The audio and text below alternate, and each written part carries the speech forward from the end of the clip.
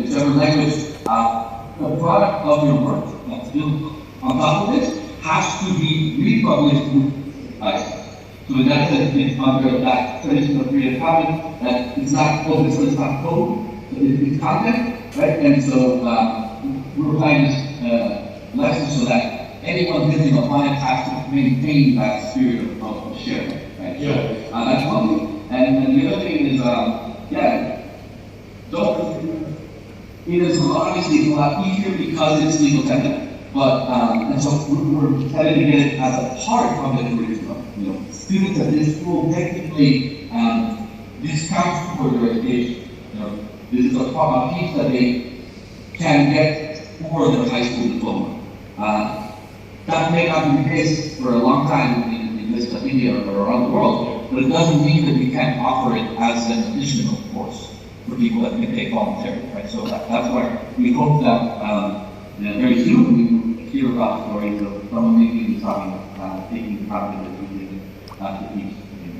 Yeah, in fact, a few people did ask around each of that, okay, if we have to get into schools, how do you do that? You just answered that question for them today. And honestly, diploma or getting a certificate at the end of it is not the most important thing. And a lot of students and teachers understand that the education and getting through, and students do take a lot of vocational, extracurricular activities.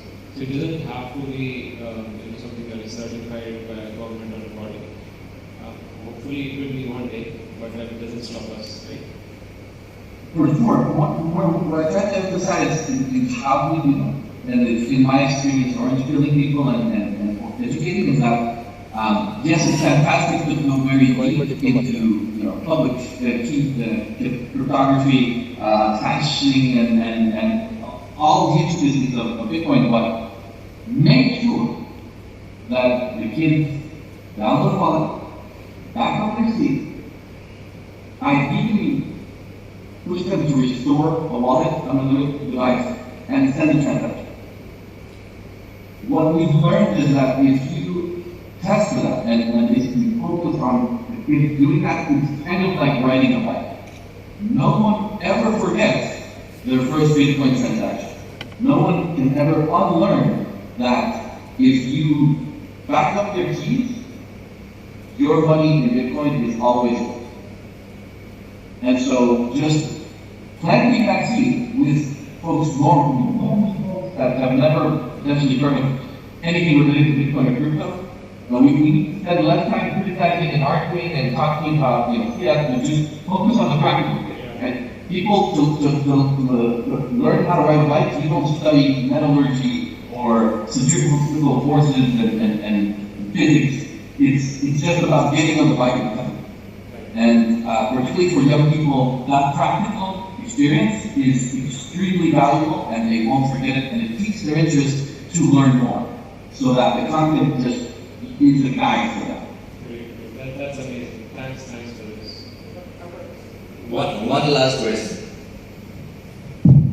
Hey Carlino, this is Prasad. Hey Prasad. Hey, we were interacting while, first of all, thanks for your support. Right? Thanks for getting us whatever the contribution which you have made from IBEX. Thank you so much for that.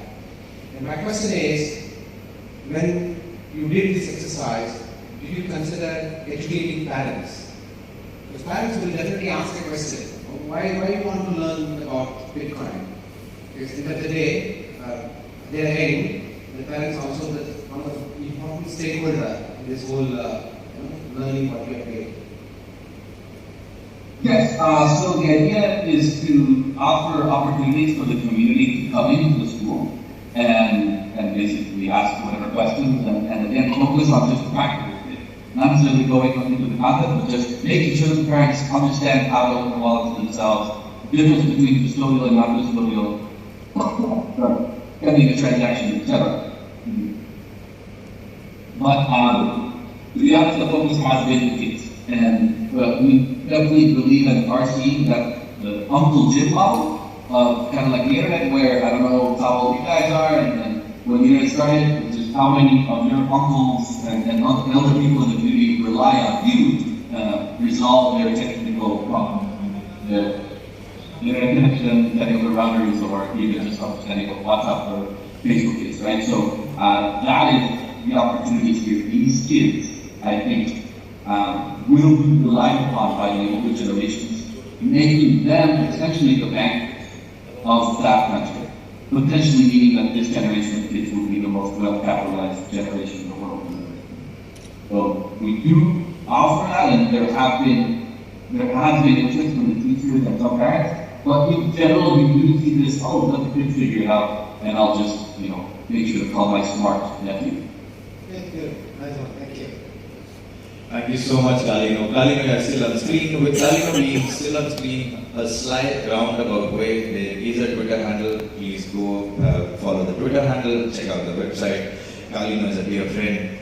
Ebex has been very kind to help us with sponsorships. Carlino, do follow Carlino. Feel free to reach out to him in DMs if you have further questions. I get to have the privilege of calling him a friend. We've gone back and forth a couple of times. The conversations have always been very emotional, very animated. He'll be available for 5 minutes of time. I'll be available for 5 minutes of time. We end up spending 45 minutes speaking with one another. So that's always the case.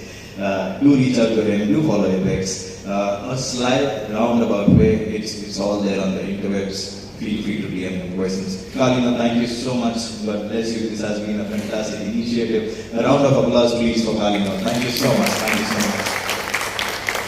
Gracias. Adios. Congratulations. Keep doing these. The first one's always the hardest. So much respect and my thanks for the opportunity. Right back Take at care. you. Right back at you, Carlino. Speak soon. Take care. Thanks. Adios. Adios. Bye.